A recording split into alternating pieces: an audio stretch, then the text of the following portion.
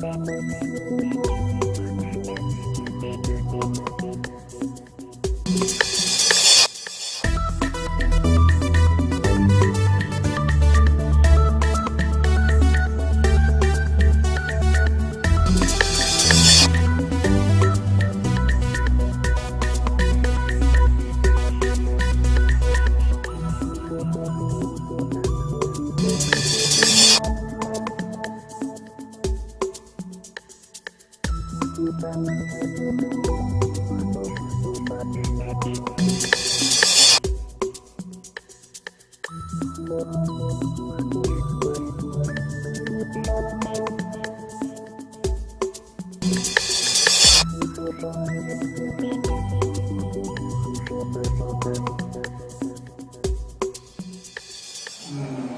disait que le président de l'église, pasteur Geoffroy Goetz, était en train d'essayer de se garer. Alors on a bien voulu l'attendre, mais maintenant, je crois qu'il va arriver d'un instant à l'autre. Donc, ce qui nous fait la joie et aussi l'honneur et la fidélité de venir de Strasbourg pour assister à cette dernière conférence, dans ce cycle de conférences organisé par le consistoire de Mulhouse, le consistoire réformé, pour célébrer donc le 500e anniversaire de la naissance de Jean Calvin, qui est né en 1509 à Noyon. Alors, je voudrais simplement, avant de vous présenter le conférencier, aussi vous faire remarquer que donc, nous sommes dans une très belle salle dite de la Décapole, c'est-à-dire nous sommes en plein dans ce XVIe siècle, si important pour nos villes alsaciennes, et que nous sommes entourés donc des tableaux de l'exposition de Philippe François, donc notre collègue Philippe François, donc sur de Calvin à Godard, qui est une exposition d'art conceptuel pour inviter à réfléchir à quelques grands principes de la théologie réformée. Et je vous invite très fortement à regarder cette exposition calmement avec l'aide du catalogue pour essayer un petit peu de la décrypter. Mais ce soir, donc, nous avons la joie et l'honneur d'accueillir le professeur Mathieu Arnold pour une conférence sur Calvin et l'Alsace.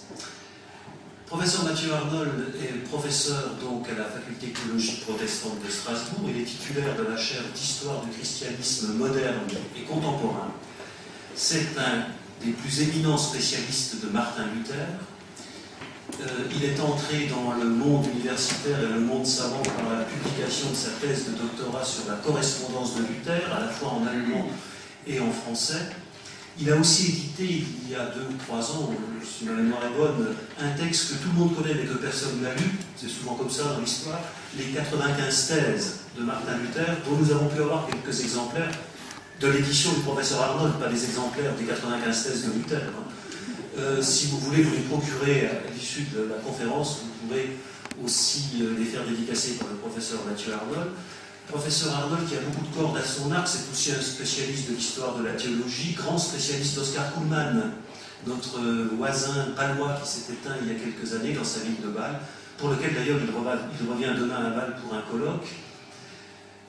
Je pourrais comme ça ajouter à sa biographie, à sa bibliographie surtout, avec de nombreux ouvrages. Et aujourd'hui, il va donc nous parler de ce Strasbourg du XVIe siècle, qu'il connaît très bien à travers Sturm, le gymnase, etc. Et du séjour donc de Calvin dans cette ville de Strasbourg, séjour qui, vous allez l'entendre, a été crucial dans la formation intellectuelle et dans la formation peut-être psychologique du réformateur. Mais séjour surtout que le réformateur a lui-même toujours désigné tout au long de sa vie, jusqu'en 1564, comme étant les plus belles années de sa vie. Alors pour commencer cette conférence, je poserai moi une question à laquelle j'aimerais une réponse. Théodore de Bèze, dans sa première biographie du réformateur, quelques années après la mort de Calvin, dit que l'épouse de Calvin, qu'il avait rencontrée à Strasbourg, Idelette de Bure, était belle. Est-ce qu'on connaît une gravure d'Idelette de Bure? Je n'en ai pas trouvé pour l'exposition Calvin que nous préparons à la Bibliothèque nationale universitaire. Oui, c'est un vrai problème.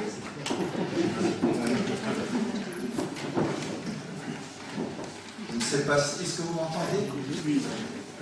Alors, je me réjouis tout d'abord d'être à Mulhouse, où je retrouve toujours de nombreux amis et où je viens vraiment avec plaisir. Il me faut, avant de commencer cette conférence, vous dire 2 mots sur les limites de mon propos et surtout sur mes propres limites. Vous savez, en cette année de jubilé, beaucoup de gens écrivent au sujet de Calvin et plus encore prennent la parole.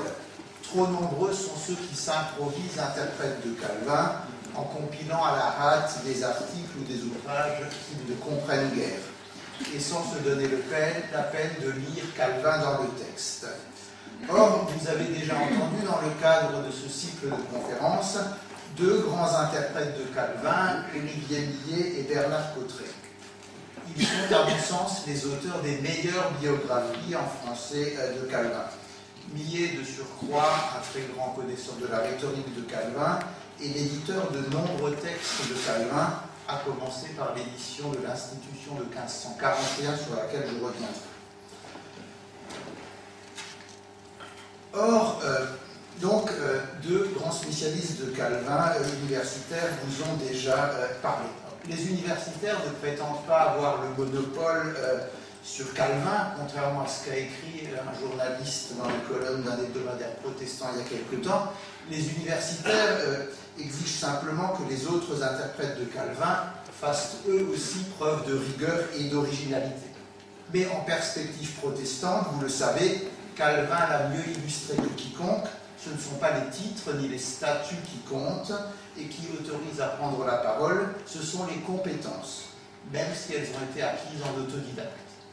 Or, pour ce qui est des compétences, moins que Cotterêts, moins encore que Millet, je n'ai fait de Calvin l'objet principal de mes recherches et de mes publications ces 20 dernières années. Je ne vous le cache pas, je me suis spécialisé dans le champ de Martin Luther et de la Réformation à Strasbourg et de Martin Bucer. Même si j'ai lu régulièrement Calvin, ce sont ces dernières années la fréquentation de Bucer et de la Réformation à Strasbourg qui m'ont amené à intensifier ces contacts avec Calvin.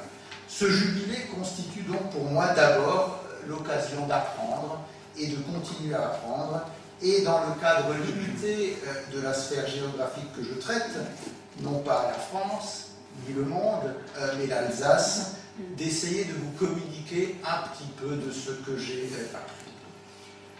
Quelques mots sur le contexte de cet exposé Calvin et l'Alsace. En fait, c'est avant tout de Strasbourg qu'il sera question dans cet exposé, puisque c'est de septembre 1538 à septembre 1541, dans cette ville libre d'Empire, que Calvin séjourne 3 ans.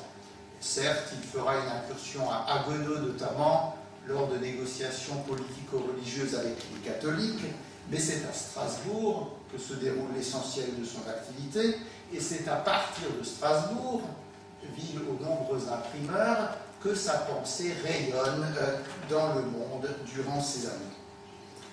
L'histoire des relations entre Calvin et l'Alsace commence même un peu plus tôt qu'en 1538. Dès l'hiver 1534-1535, Calvin était passé par Strasbourg pour se rendre à Bâle. Il avait voulu venir ensuite à Strasbourg au printemps de 1536 dans l'espoir d'y travailler paisiblement dans un environnement calme. Malheureusement, sa route avait été barrée par les troupes en campagne et il avait été contraint de faire un détour par Genève. Farel l'avait convaincu de rester, mais à l'origine, il ne comptait y passer qu'une seule nuit. C'est donc à Strasbourg, et non pas à Genève, qu'en 1536, il avait voulu s'établir. Et puis, en 1538, lorsqu'il est chassé de Genève, cette fois, c'est à Bâle qu'il veut se retirer dans le calme, et c'est cette fois Martin Bucer qui, le menaçant à la manière de Farel 2 ans plus tôt, contrarie à nouveau le projet de Calvin de se donner quelque temps pour ses chères études. Et puis enfin, en 1541, lorsque Calvin reprend la route pour Genève, supplié par les Genevois, on peut se demander s'il pensait vraiment terminer sa carrière là-bas. Je crois plutôt, sa correspondance le montre, que pour lui, c'était un retour provisoire, histoire de remettre les choses en ordre à Genève, mais ce provisoire a duré, puisque c'est à Genève qu'il s'est éteint en 1564. Calvin séjourne donc à Strasbourg de septembre 1538 à septembre 1541. Il est vrai qu'à partir de juin 1540, de nombreuses missions diplomatiques l'entraîne souvent au dehors de Strasbourg. Strasbourg est à l'époque une ville plus importante que Genève, environ 25 000 habitants contre 10 000 à Genève. C'est une ville où Calvin sera beaucoup plus tranquille. Il n'est pas le premier pasteur de la ville, il pourra exercer un rôle davantage en retrait, celui de pasteur de la communauté des réfugiés de langue française, j'y reviendrai. Quelques mots sur l'histoire de Strasbourg avant la venue de Calvin. Matthieu Zell avait prêché en sens luthérien dès 1521 à Strasbourg. Strasbourg avait accueilli Martin Bucer dès 1524. La ville était passée à la Réformation dès 1529, avec l'abolition définitive de la messe. En 1533, avait eu lieu un synode qui avait permis l'adoption d'une confession. Et puis en 1536, eh bien, les Strasbourgeois s'étaient entendus avec les luthériens au sujet de la Sainte-Seine, je reviendrai là-dessus, avec la Concorde de Wittenberg. C'est donc dans une cité protestante où le mouvement évangélique était solidement établi, et non pas comme à Genève, où en 1536, la ville venait à peine de passer à la Réformation, que Calvin arrive. Une cité où le mouvement évangélique est autrement structuré. Il loge tout d'abord chez Wolfgang Capiton, puis chez Martin Bucer, avant d'occuper une maison non loin de Bucer, dans le quartier de Saint-Thomas. Le 29 juillet 1539, il obtient le droit de bourgeoisie, fait assez notable, moins d'un an après sa venue, alors qu'il attendra 1559 pour obtenir le droit de bourgeoisie à Genève. Avant d'en venir au cœur de mon propos, j'aimerais poser une question, parce qu'on la trouve souvent chez les historiens. Est-ce que le séjour de Calvin à Genève a été une parenthèse, quelques années plus ou moins négligeables, ou est-ce que ça a été au contraire une période capitale pour Calvin? Pour le séjour à Strasbourg, oui, de 1538 à 1541, est-ce que ça a été une période négligeable, accessoire ou capitale? Certains historiens comprennent ce séjour comme une simple parenthèse entre deux séjours à Genève. D'autres estiment au contraire que Strasbourg a tout apporté à Calvin. Je pense par exemple à Jacques Courvoisier qui écrit ceci: « Rentré à Genève, Calvin y applique les idées de Bucer, comme s'il n'en avait pas lui-même, et les répand dans le monde. » Ou encore Jean-Daniel Benoît, l'éditeur de la remarquable institution de 1560, qui écrit ceci: « L'église de Strasbourg, c'est l'église des réfugiés françaises de Strasbourg, est devenue le modèle des églises de France, et par là, peut-on ajouter, son influence s'est fait sentir jusqu'aux extrémités du monde. » Plus modestement, d'autres historiens écrivent: à Strasbourg, Calvin a eu 3 années de paix. Au contraire de Genève, ce n'est déjà pas si mal. Ces années peuvent au moins être considérées comme les plus agréables de son existence. Alors, les plus agréables, d'accord, mais les plus importantes, qu'en est-il? Ici, les historiens divergent. Certains biographes sont moins enthousiastes et écrivent: Calvin avait beaucoup appris durant ses années strasbourgeoises, mais ses principes fondamentaux n'avaient pas changé.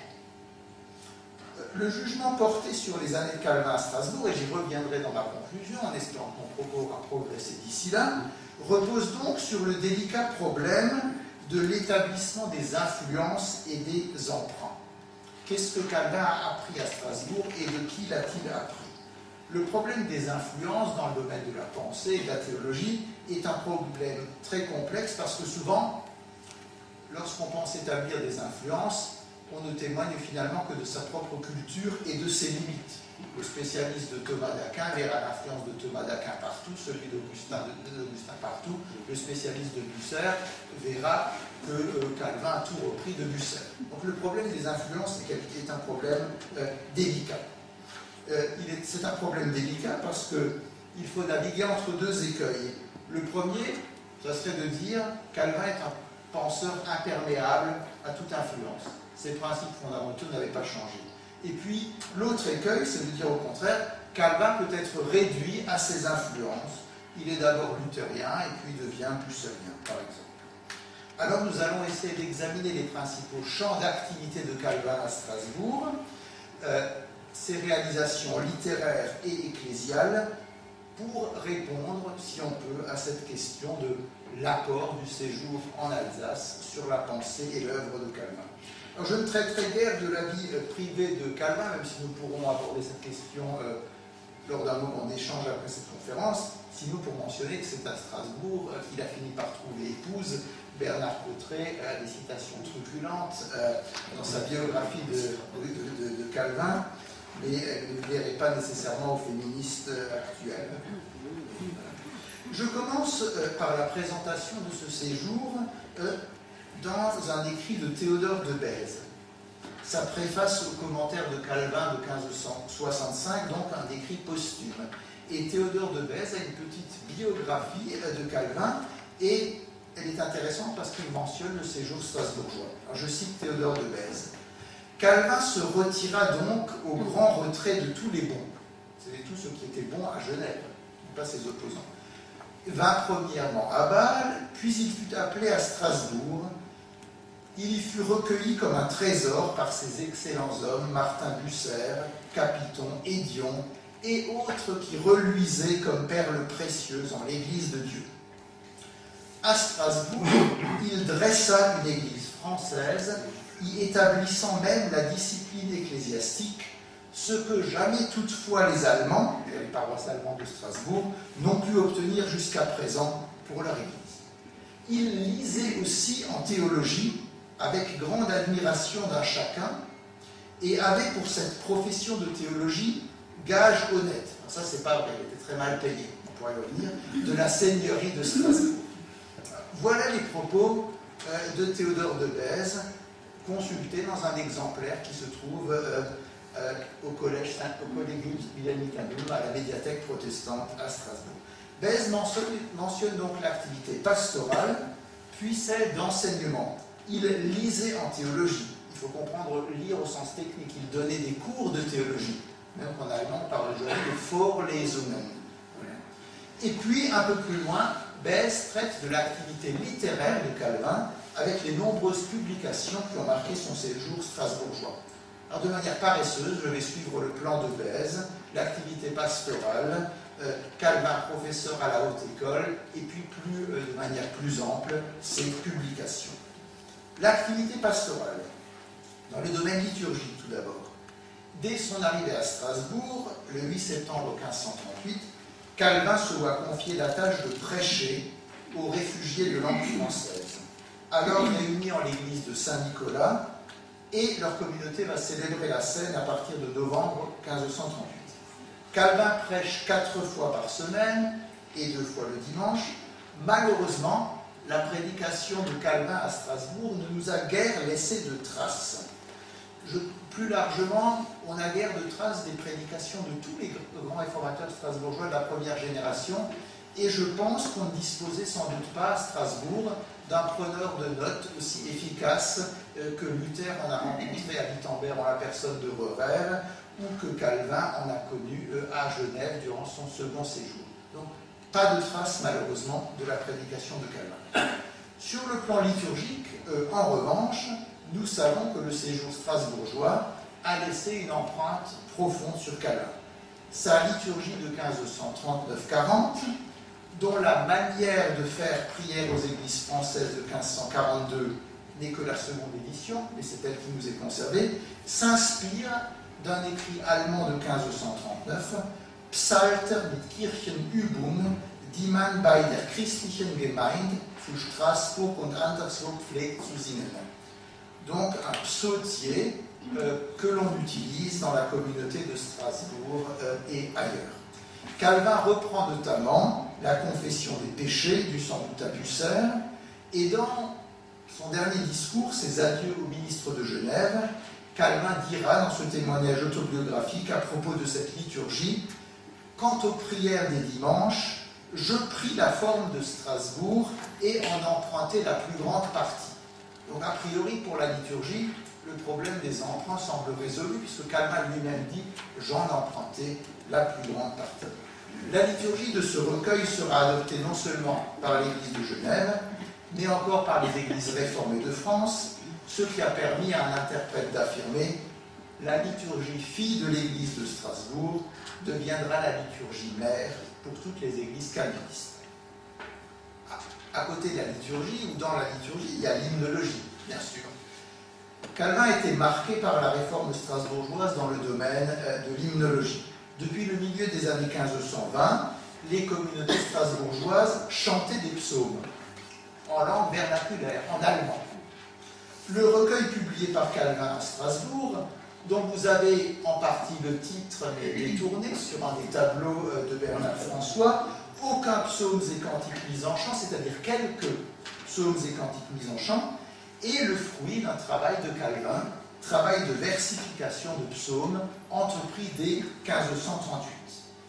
Il compte 13 adaptations de Marot et 6 psaumes de Calvin, ainsi que des versifications du Décalogue et du Credo, notamment par Calvin aussi.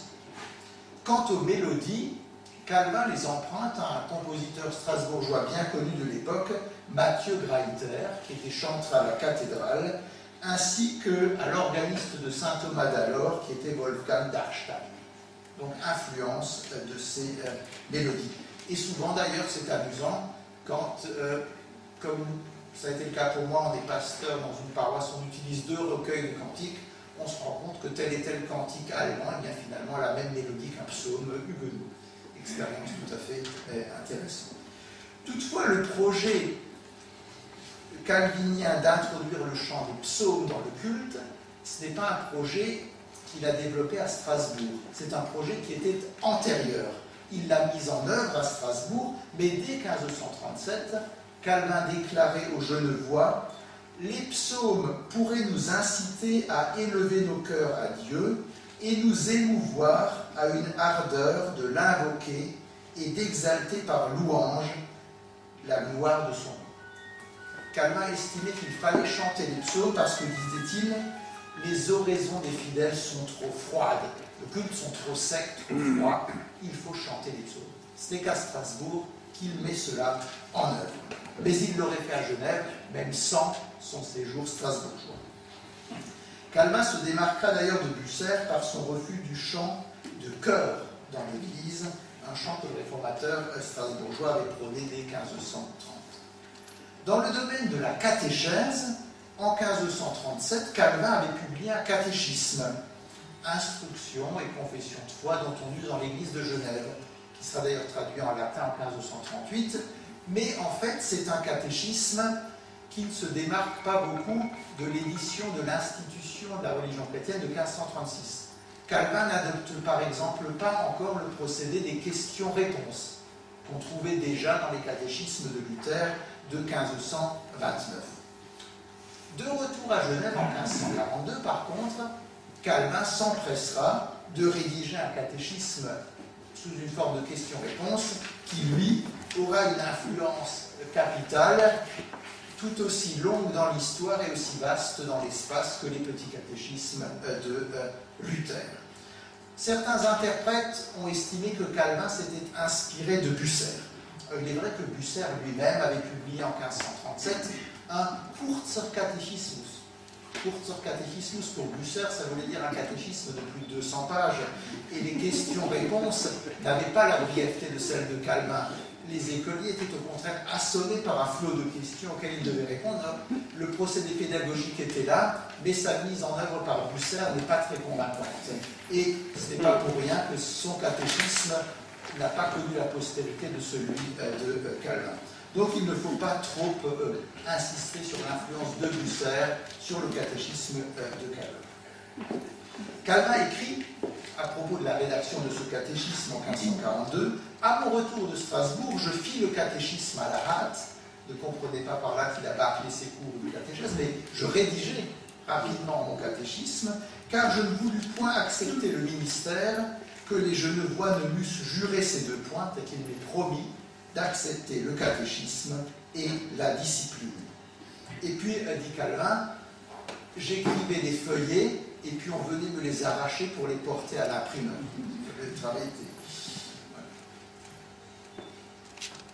Donc, alors que dans les années 1930, lors du jubilé de 1938, Jacques Courvoisier disait « Le catéchisme de Calvin est tout nourri du catéchisme de Bucer. Depuis les travaux d'Olivier Millet notamment, ont montré qu'il ne faut pas trop en attribuer à Bucer. Bucer, dont d'ailleurs Calvin ne pouvait pas lire le catéchisme, puisqu'il n'a été publié qu'en allemand en 1537 et pas en latin. Et pour avoir consulté les catéchismes de Bucer et de Calvin, je suis plus proche des positions de Millet que celles de Courvoisier. Calvin sans doute s'était rendu attentif au fait qu'il fallait un catéchisme sous forme de questions-réponses, mais pour ce qui est du contenu, il est assez loin de celui de Bucer. Dernier élément de l'activité pastorale, la question de la discipline et la conception de l'Église. Depuis 1534, Strasbourg était pourvu d'une ordonnance ecclésiastique qui réglait un certain nombre d'aspects de la vie des Strasbourgeois. Il fallait par exemple que vous baptisiez votre enfant dans les 3 jours suivant la naissance, faute de quoi vous étiez considéré comme un anabaptiste. Et puis vous risquiez de devoir être expulsé de la ville. Bucer avait fait adopter dans cette ordonnance ecclésiastique le principe de l'excommunication. Quand on parle d'excommunication en protestantisme, c'est l'excommunication mineure, c'est-à-dire le fait d'être privé de la scène, mais pas le fait d'être retranché de l'Église. Et puis cette ordonnance ecclésiastique reconnaissait aussi 3 types de ministères. Le ministère de docteur, celui qui est responsable de la doctrine, de l'enseignement, le ministère de pasteur, qui doit d'abord exhorter, alors parfois le pasteur et le docteur peuvent se confondre en une personne, et puis le ministère de ce que Bucer appelait les Kirchenpfleger, les anciens, les gouvernateurs.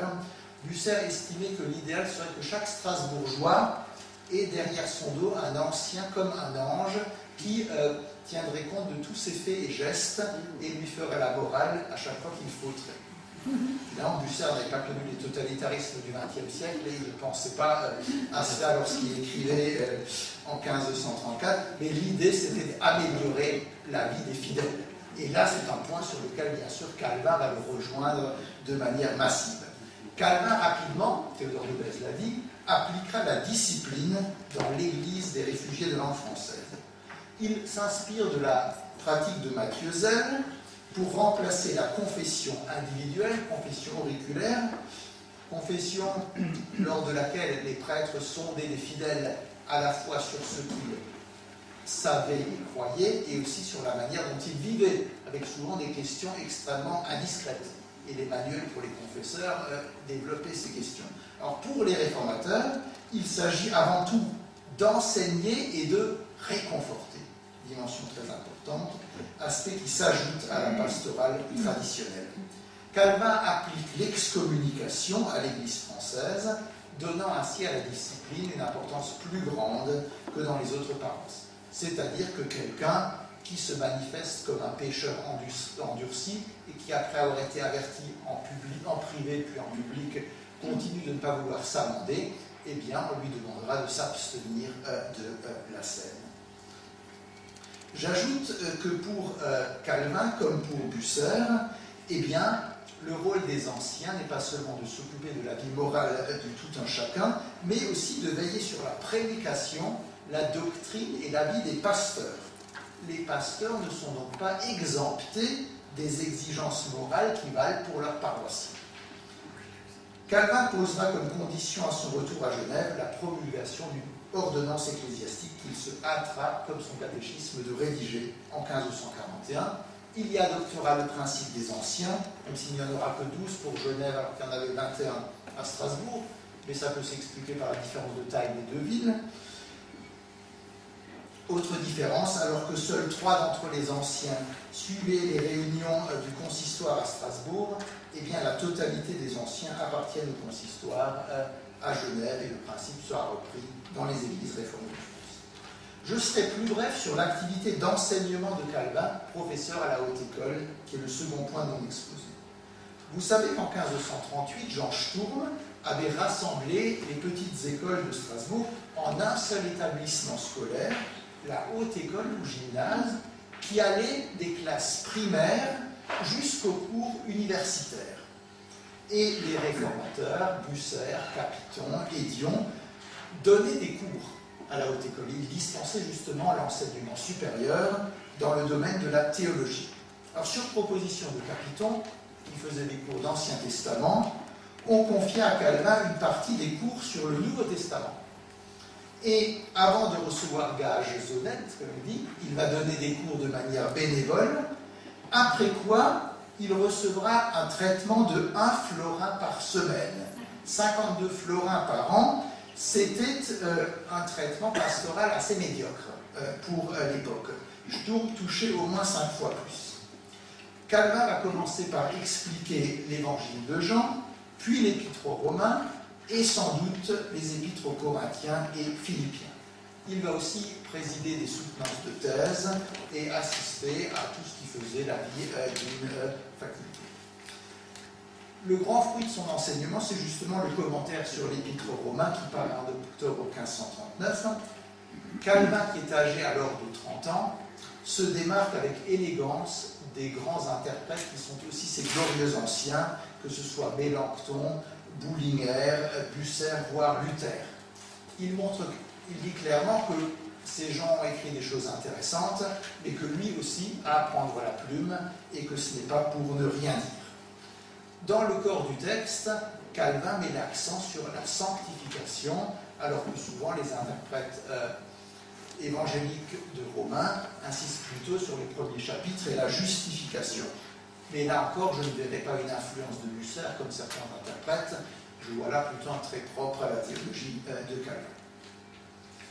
En 1559, Calvin finira par parvenir à faire ouvrir à Genève une académie, donc 20 ans seulement après le début de son activité d'enseignant à Strasbourg.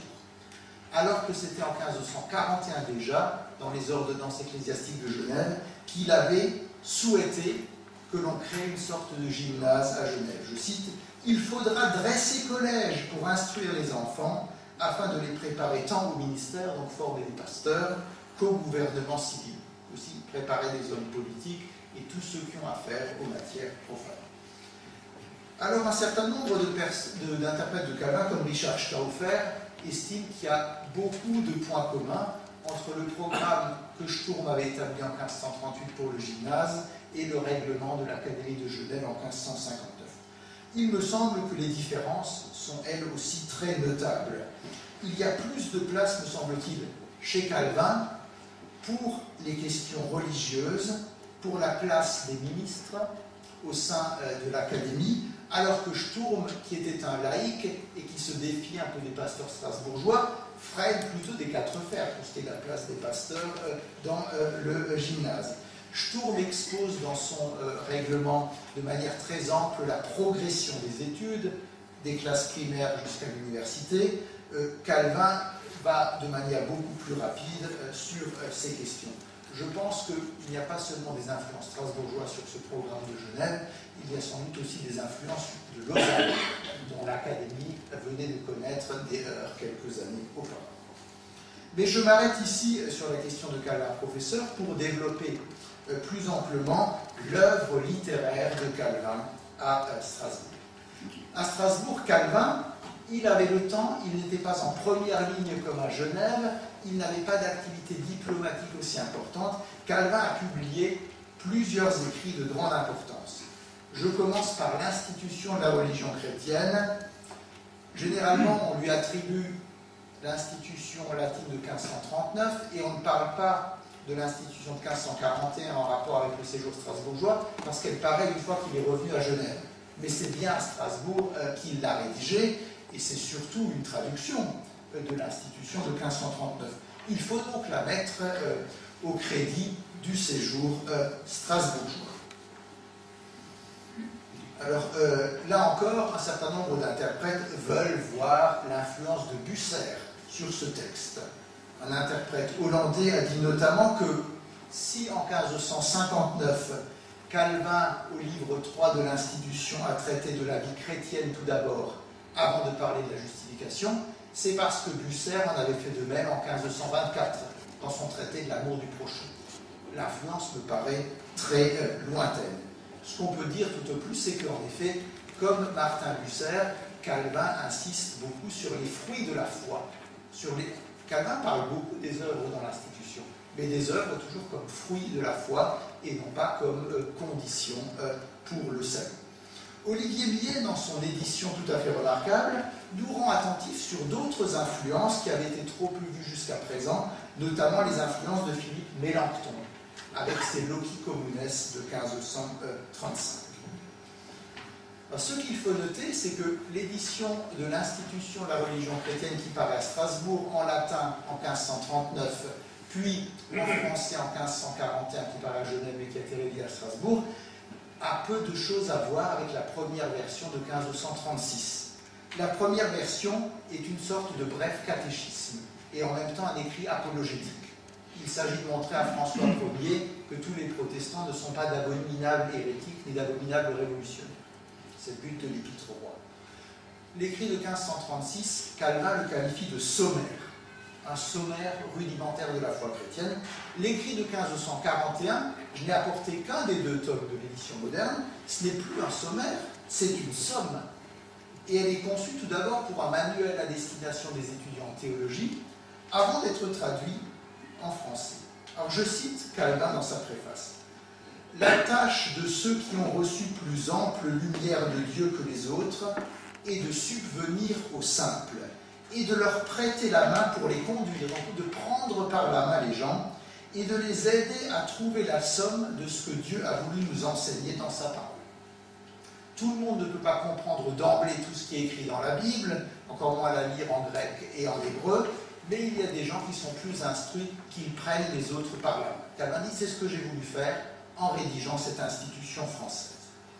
Du sommaire, on passe donc à une somme. De 6 chapitres, on passe à 17 chapitres. C'est dès cette édition de l'Institution que Calvin affirme notamment le triple usage de la loi. Je mentionne que c'est important pour les réformés. On dit généralement que les luthériens ne connaissent que 2 usages de la loi, les réformés 3. Alors, de quoi s'agit-il? La loi de Dieu sert tout d'abord à tenir les méchants en bride. C'est ce qu'on appelle l'usage civil. S'il n'y avait pas de loi, ce seraient les plus forts ou les plus brutaux qui l'emporteraient. Deuxième usage, la loi sert à montrer à l'homme son péché. Lorsque j'écoute les 10 commandements, je me rends compte que je ne suis pas tout à fait capable de les remplir entièrement. Donc la loi montre à l'homme son péché. Ça, ce sont les 2 usages luthériens. Mais il y a un troisième usage, souligne Calvin. La loi est aussi un très bon instrument pour leur faire mieux et plus certainement entendre quelle est la volonté de Dieu et les confirmer en la connaissance de cette volonté. La loi sera pour l'homme un aiguillon perpétuel pour ne pas le laisser s'endormir. Donc les 10 commandements ne nous montrent pas seulement qu'on a du mal à les accomplir, mais ils sont aussi faits pour être accomplis, selon Calvin, et pour faire progresser l'être humain. Quant au pouvoir politique dont Calvin parle dans son Institution de 1541, il ne lui attribue pas seulement, au contraire de Luther, pour fonction de permettre la coexistence entre les hommes. Pour Luther, la fonction du politique, c'est avant tout d'assurer la paix. Pour Calvin, et ici je pense qu'il y a une influence bucérienne, l'utilité de la police n'appartient pas seulement à ce que les hommes mangent, boivent et soient substantés en leur vie, mais à ce qu'idolâtrie, blasphème contre le nom de Dieu et contre sa vérité, et autres scandales de la religion ne soient pas semés entre le peuple. Autrement dit, c'est au pouvoir politique de veiller à l'honneur de Dieu. Et là, généralement, on s'écrit la théocratie de Calvin, quelle horreur. Il faut voir qu'avant même que les réformateurs n'attribuent aux politiques ce rôle, eux-mêmes, souvent, se l'étaient attribué. À Strasbourg, par exemple, le pouvoir politique estimait qu'il était tout à fait normal de réprimer les blasphèmes. Pourquoi cela? Parce qu'en vue de la pensée selon laquelle Dieu châtierait toute la ville si un de ses membres venait à pécher publiquement, eh bien, c'était le rôle du politique de punir les injures ouvertes contre Dieu. Donc à Genève, ça sera pareil. Donc, mais je note que ça, ce n'est pas une fonction du politique reconnue par Luther, mais Bucer et Calvin y insistent. J'aimerais enfin vous montrer la dimension littéraire de cette édition de 1541. C'est le premier traité théologique fondamental en langue française. Avant, il fallait connaître le latin. Et c'est aussi un écrit superbe sur le plan littéraire. J'aimerais vous lire quelques formules par lesquelles Calvin exprime le solus Christus. C'est en Christ que nous avons tout. Alors je cite. « Si nous cherchons salut, le seul nom de Jésus nous enseigne qu'il est en lui. Si nous désirons les dons du Saint-Esprit, nous les trouverons en son union. Si nous cherchons force, elle est en sa seigneurie. Si nous voulons trouver douceur, sa nativité nous la présente. Si nous demandons rédemption, sa passion nous la donne. En sa damnation, nous avons notre absolution. » On ne peut pas faire plus bref. En sa damnation, nous avons notre absolution. Si nous désirons que la malédiction nous soit remise, nous obtenons ce bien-là en sa croix. La mortification de notre chair gît en son sépulcre, la nouveauté de vie en sa résurrection, en laquelle nous avons aussi espérance de l'immortalité. Si nous cherchons l'héritage céleste, il nous est assuré par son ascension. Si nous cherchons aide, réconfort et abondance de tous les biens, nous l'avons en son règne. Si nous désirons d'attendre le jugement en sûreté, nous avons aussi ce bien qu'il est notre juge. En somme, puisque tous les trésors et tous les biens sont en lui, il nous les faut de là puiser et non ailleurs. Sous-entendez chez la Vierge, chez les saints, ou que sais-je. Il nous les faut là puiser et non d'ailleurs. Et on pourrait multiplier les citations qui montrent que Calvin est vraiment un maître de la langue française et qu'il fait de cette langue, qui était tout d'abord dévouée à la poésie, au roman courtois, une langue propre à manier des concepts théologiques, à manier l'abstraction, y compris dans le registre de la polémique. Il faut aussi s'attarder, pour ce qui est de cette édition de 1539-1541, sur la question de la prédestination et de la providence, puisque c'est un chapitre 9 que Calvin introduit dans cette édition. Alors pour Calvin, parler de la providence et de la prédestination est une singulière consolation. La prédestination, cela signifie que le salut ne dépend pas de mes propres forces, de mon être faillible, sans quoi il ne serait pas du tout assuré, mais qu'il dépend de l'amour et de la gratuité de Dieu. Je cite Calvin. « Premièrement, si nous demandons d'avoir la clémence paternelle de Dieu et sa bienveillance envers nous, il nous faut tourner les yeux en Christ, auquel seul repose le bon plaisir du Père. Si nous cherchons salut, vie et immortalité, il ne faut non plus recourir ailleurs, vu que lui seul est fontaine de vie. À quelle fin tend l'élection ?» Donc quel est le but de l'élection? Sinon à ce que nous, étant adoptés de Dieu en tant que ses enfants, nous obtenions en sa grâce et amour, salut et immortalité. Ce que Dieu a choisi pour ses enfants, il n'est pas dit qu'il les ait élus en eux-mêmes, c'est-à-dire à cause de leur qualité, mais il les a élus en son Christ. Alors bien sûr, il parle aussi du sort des réprouvés, ceux qu'il a créés à damnation et mort éternelle, afin qu'ils soient instruments de sa colère et exemple de sa sévérité, pour les faire venir à leur fin, soit il les prive de la faculté d'entendre sa parole, soit par la prédication de cette parole, il les aveugle et les endurcit davantage. Mais Calvin exhorte ses lecteurs à ne pas s'émouvoir de cela et à ne pas s'enquérir des causes de la volonté de Dieu. Je cite. « Quand on demande pourquoi est-ce que Dieu a fait ainsi, il faut répondre parce qu'il l'a voulu. » Aujourd'hui, on n'aime plus ça en théologie, c'est l'argument d'autorité, parce qu'il l'a voulu. Si on passe outre en demandant pourquoi l'a-t-il voulu, c'est demander une chose plus grande et plus haute que la volonté de Dieu, ce qui ne peut se trouver. Le débat est clos. Calvin y revient cependant quelques pages plus loin. L'Écriture ne nous parle pas de la prédestination pour nous enfler de témérité ou pour nous inciter à éplucher par hardiesse illicite les secrets inaccessibles de Dieu. Donc, la doctrine de la prédestination, elle n'est pas là pour rassasier notre curiosité malsaine, mais plutôt à ce qu'en humilité et modestie, nous apprenions à craindre son jugement et à magnifier sa miséricorde. Qu'il y ait des réprouvés, cela est certes attesté par l'écriture de Calvin. Dieu endurcit Pharaon, l'exemple classique, employé aussi par Luther dans son traité du self-arbitre, mais c'est l'expérience quotidienne qui nous l'enseigne aussi. Je cite Calvin. « Il y aura 100 hommes qui écouteront un même sermon. 20 le recevront en obéissance de foi, les autres n'en tiendront pas compte, ou se moqueront, ou le rejetteront, ou le condamneront. Si quelqu'un allègue que cette diversité provient de leur malice et de leur perversité, cela ne me satisfera pas, car une même malice occupe les entendements de tous. Tous sont pécheurs, tous sont mauvais. Une même malice occuperait les entendements de tous si le Seigneur n'en corrigeait quelques-uns par sa grâce. Pourquoi donc, faisant grâce à l'un, il laisse l'autre derrière? Vers la fin de ce chapitre, Calvin résume son propos comme suit. Nous aurions assez parlé de la providence et de la prédestination de Dieu en tant que besoin est pour instruire et réconforter les fidèles. Car jamais on en aura dit assez s'il s'agit de rassasier la curiosité des folles.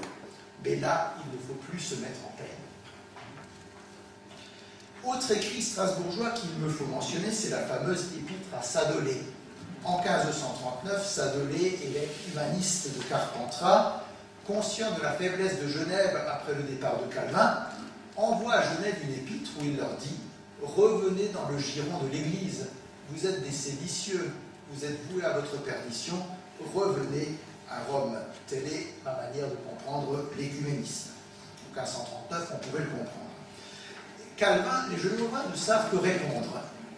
Ils sollicitent donc Calvin, qui, bon gré mal gré, prend la plume à Strasbourg, rédige, semble-t-il, en une semaine ce traité, et Calvin prouve à Sadolet que la réforme n'est pas un schisme, mais que ceux qui se réclament de la réforme se réclament au contraire de l'Église authentique. Et la démonstration de Calvin va être tout à fait remarquable. Quelques extraits. Il définit ce qu'est l'Église, et ensuite il montre que l'Église traditionnelle ne correspond pas à cette définition, alors que l'Église évangélique, elle, y correspond. Je cite. « La santé de l'Église consiste principalement en trois choses. La doctrine, la discipline, les sacrements.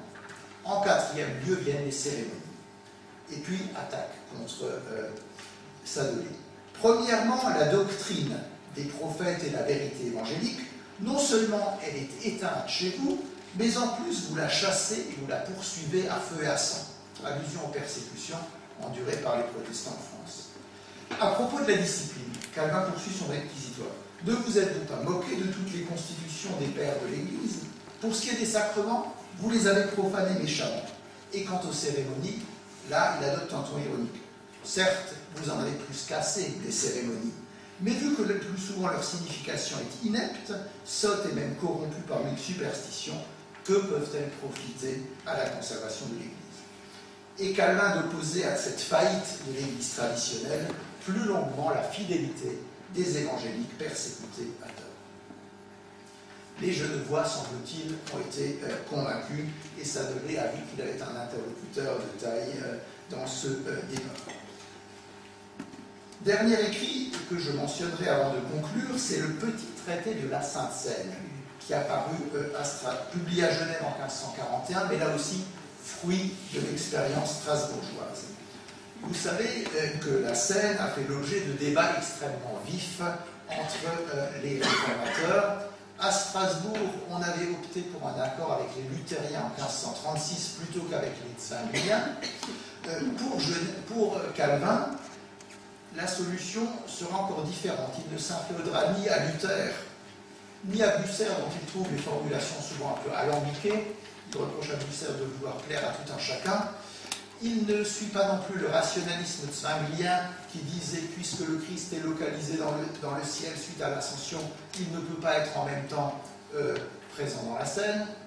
Calvin trouvera cet argument un peu court, mais il va développer une théorie tout à fait personnelle et, à mon avis, extrêmement satisfaisante. En tout cas, il essaie de dégager une solution acceptable pour l'ensemble du camp protestant à propos de la nature et de la présence du Christ dans l'Eucharistie. Parce que Calvin parle bien d'une présence. Alors, cet écrit, ce traité de la Seine, Calvin y expose une définition qui est la suivante. « Nous confessons tous d'une bouche qu'en recevant en foi le sacrement, nous sommes vraiment faits participants de la propre substance du corps et du sang de Jésus-Christ. Calvin établit un lien entre vie spirituelle et présence substantielle, mais il ne parle pas, comme les luthériens, d'une mendication avant tout substantielle. Il rejette bien sûr la doctrine de la transsubstantiation catholique, ça s'exprimera longuement dans les versions ultérieures de l'institution. D'ailleurs, dans l'institution de 1541, Calvin développe encore ce qu'il a écrit dans le traité de la Seine. Je le lis. Toutefois, afin qu'en une si grande multitude et diversité d'opinions, la seule et certaine vérité de Dieu nous demeure, pensons premièrement que c'est une chose spirituelle que le sacrement, par lequel notre Seigneur n'a pas voulu repaître nos ventres, mais nos âmes, et y cherchons Jésus-Christ non pas pour notre corps, ainsi que par nos sens charnels il peut être compris, mais tellement que l'âme se le voit présentement donné et offert. Il est donc bien véritablement donné et offert, mais à l'âme des croyants. Je conclus. Faute de temps, ma présentation n'a pas pu aborder bien des questions comme l'influence de Bucer, par exemple, sur la doctrine de la prédestination de Calvin. Bucer lui-même, on l'oublie trop souvent, a prêché la double prédestination. Mais le problème de Bucer, c'est que tout ce qu'il a dit, ça a été dit de manière tellement plus claire et plus brève par Calvin par la suite, qu'on a retenu les formulations calviniennes plutôt que celles de Bucer. Mais en tout cas, Bucer lui-même parle déjà des réprobés, des réprouvés. Calvin n'est pas le seul. On aurait pu mentionner aussi, plus que je ne l'ai fait, les contacts entre Calvin et Philippe Mélenchon, parce que Calvin a fait la connaissance personnelle de Mélenchon lorsqu'il était en Alsace, lors des colloques politico-religieux qui réunissaient par exemple la foi traditionnelle et réformateur, la crème des théologiens catholiques et la crème des théologiens protestants de bonne volonté venaient à débattre, et lors de ces colloques, Calvin a fait la connaissance de Mélenchon, et les deux hommes en ont retiré une estime réciproque. Mais j'aimerais vous citer, plutôt pour conclure, quelques citations d'interprètes de Calvin, avant de les discuter. Jacques Panier, un des éditeurs de l'institution de 1541, avant l'édition de Millet. Panier écrit ceci. Calvin, lorsqu'il quitta Strasbourg, était davantage lui-même. Il était plus calviniste. Autrement dit, avant, il n'était que luthérien. Ou encore Jacques Courvoisier. Avant 1538, Calvin est luthérien. Après 1541, il est bucérien, ou mieux, réformé. Et enfin, Lucien Febvre. C'est à Strasbourg que fut fondée, de septembre 1538 à septembre 1541, la réforme calvinienne. Le vrai calvinisme, ce n'est pas à Genève en 1536 aux côtés de Farel, ce n'est pas non plus à Genève en 1542 qu'il voit le jour, ce fut à Strasbourg de 1538 à 1541. Alors si j'étais à Strasbourg ce soir, je conclurai sur ces propos très dithyrambiques. Mais comme je suis à Mulhouse, je vais me montrer plus critique. Et parce que ces propos qui expriment de manière un peu grandiloquente l'idée que Calvin serait devenu lui-même, qui ne se serait pleinement accompli qu'à Strasbourg, cette idée doit être discutée. Elle renferme bien sûr des présupposés de valeur. Un Calvin luthérien, ce n'est pas vraiment Calvin. Elle fige notre auteur à un moment de sa vie, évacuant toutes les influences antérieures à 1538 et aussi tout ce qui va se passer après 1541. On réduit Calvin à ses influences. Et même si c'est tentant lors d'une commémoration que de se laisser aller à des formules un petit peu grandiloquentes et laudatives, ce sont des conclusions qui ne sont pas satisfaisantes pour les historiens. On ne peut pas non plus, comme le font certains interprètes, se contenter de dire Calvin est celui qui a donné à Bucer la forme propre, à la pensée de Bucer, la forme propre à lui assurer la postérité qu'on connaît. Calvin serait en quelque sorte celui qui a repris la pensée de Bucer, mais qui l'a mise en forme. C'est introduire une séparation que je ne peux pas partager entre le fond et la forme. Or, l'institution de 1541, c'est le fond et la forme. Et là, je me permets de faire référence à un propos de table de Luther. Luther avait dit en 1543 le fond et la forme, Mélenchon, Philippe Mélenchon. La forme sans le fond, Érasme. C'est un peu méchant pour Érasme. Le fond sans la forme, Martin, c'est-à-dire moi-même, Luther aussi. Pas de forme et pas de fond, Karlstadt. un de ses adversaires. C'est évidemment très dur.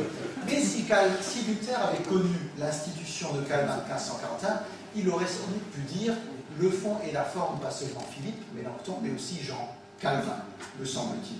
En tout cas, j'insiste sur le fait que Calvin est un penseur original. Il ne faut pas le réduire à des influences qui souvent d'ailleurs sont difficiles à établir. Il faudrait d'ailleurs, si on veut essayer de voir plus finement ce que Calvin a retiré de Strasbourg, distinguer, ce que ne font jamais les interprètes de Calvin, distinguer entre trois types d'influences. Tout d'abord, les emprunts littéraires précis. Si vous trouvez dans la liturgie de Genève, mot pour mot, des formules qu'on a dans la liturgie strasbourgeoise, ce sont des emprunts littéraires précis, il n'y a pas de problème. Il y a ensuite des transformations institutionnelles. Calvin a mis en œuvre un certain nombre de réalisations à Genève après son séjour strasbourgeois. Mais ça ne veut pas dire qu'il ne l'aurait pas fait s'il n'était pas passé à Strasbourg. Il n'est resté que 2 ans à Genève, il en a été chassé. S'il avait été resté plus longtemps dès le premier séjour, il aurait sans doute refait un catéchisme, imposé les ordonnances ecclésiastiques, etc.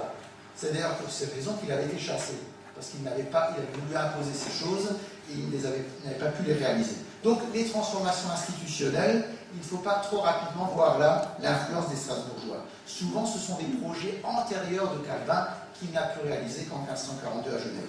Et puis, dernier type d'influence encore plus difficile à cerner, ce que j'appellerais des parallèles notionnels ou des proximités théologiques. On trouve le même thème, la même idée, mais ce n'est pas étonnant. Quand on commente Romain, tout le monde parle de la foi ou d'autre chose. Il faut se garder de voir trop rapidement des influences.